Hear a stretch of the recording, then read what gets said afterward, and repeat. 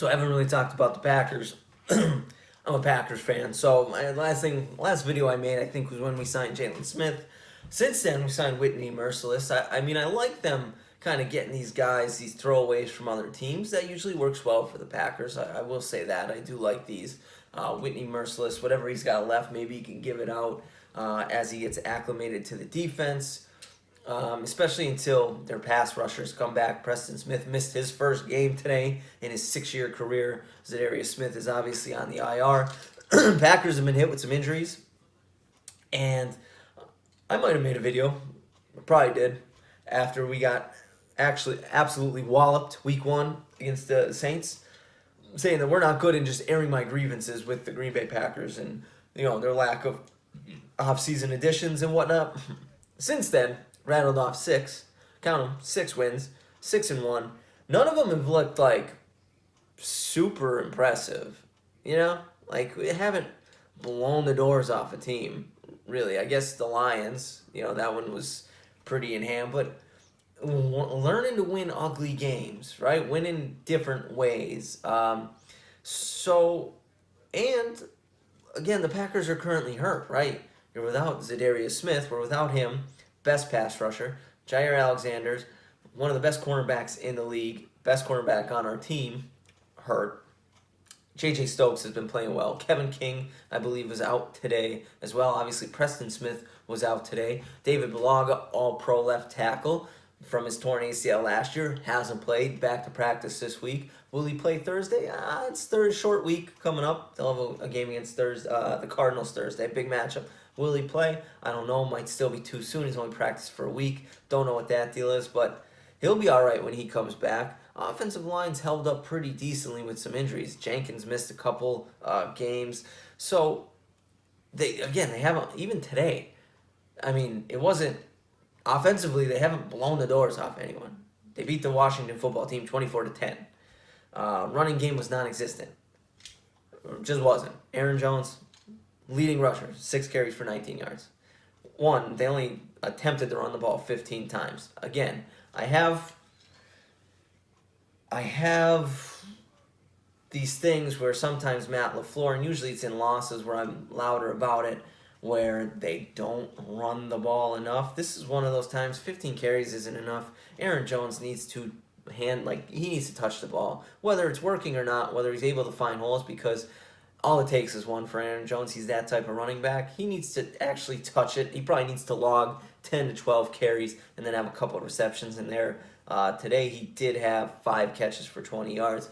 Granted, they use a lot of short passes to Davante Adams as like extensions of their run game, and I do get that, but Aaron Jones is your second best playmaker. He might be your best. I don't know, because he has to do a lot more work on his own, but like he's one of your 2 best playmakers. Kind of need to get him the ball.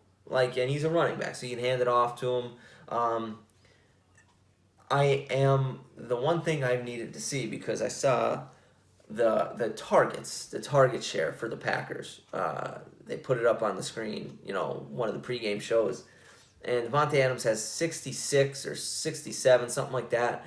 And then the next closest person in targets was 22. It was Aaron Jones, the running back. And then it was Bob Tunyon at 19. My thing has been, I've looked, and you've watched the last couple weeks, and it's been like it's almost like there are games where another receiver not named Davante Adams or Randall Cobb like even logs a reception. Like that's how bad it is. That's the lack of just receiver talent.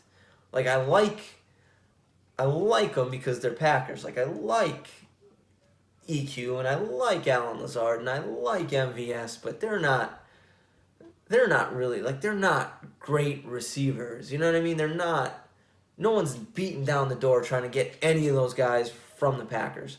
Amari Rodgers doesn't really see the field much. I would like to see them work him in more, right? He's someone who I think the years to come will be a weapon. I would like Matt LaFleur to use that brain of his, that offensive genius of his, to figure out how to get him the ball. Maybe put A.J. Dillon and Aaron Jones on the field at the same time more, or Kylan Hill, whichever one. Doesn't matter. Aaron Jones is a good enough receiver where you can put him out in the slot and put Kylan Hill or another playmaker in the backfield.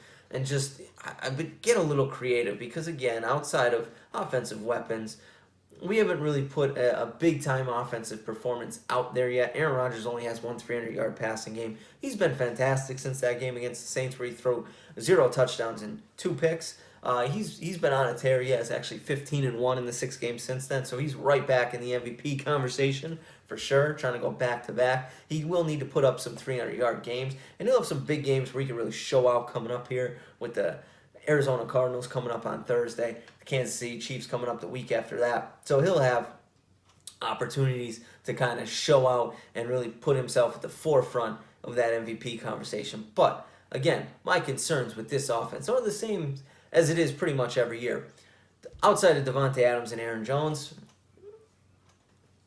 who we got in the playoffs when we play good teams, they're gonna figure out how to take Devontae Adams out of the game, and they're gonna say beat us elsewhere. And for the last couple of years, when we get into a certain championship game known as the NFC Championship game, we've not been able to do that.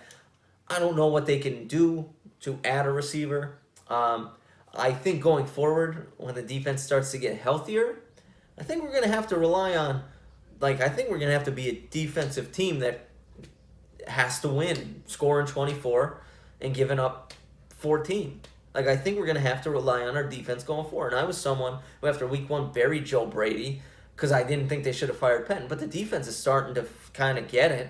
And, again, like I said, without Jaire Alexander, without Zadarius Smith today, without Preston Smith, so Joe Barry's starting to grow on me. Devondre Campbell, I love this dude. This is his 7th year from Missouri. Don't know where he came from. But every time I watch the Packers, he's the guy. He flashes. He flies around. He's the linebacker that I've been begging for them to draft for the last 4 years. And I don't know where they got him. Practice squad, free agency. I have no idea where this dude came from. But he's the guy I've been begging for them to draft forever. And I don't know. So, again, credit to the Packers for finding a guy like that. But he's the best. I really like watching him play. Need to keep him healthy. And I can't wait to see how, as Jalen Smith and Whitney Merciless start to kind of get themselves more and more acclimated to the Packers defense, Joe Barry's defense, and as we get healthy, Jaire and Zadarius, as they start to come back, I can't wait to see how this defense plays because I really like J.J. Stokes. That looks like that's a good draft pick. So they're going to be tough, but I'm not we're 6-1. It's a quiet 6-1, but I'm excited right now, but a big matchup, big NFC matchup here. I think this will be the Bucs only have 1 loss, so this will have some implications. A big one for the Packers, especially when it comes down to seeding. Again, you want to play in Lambeau. Packers want to play in Lambeau in the playoffs again.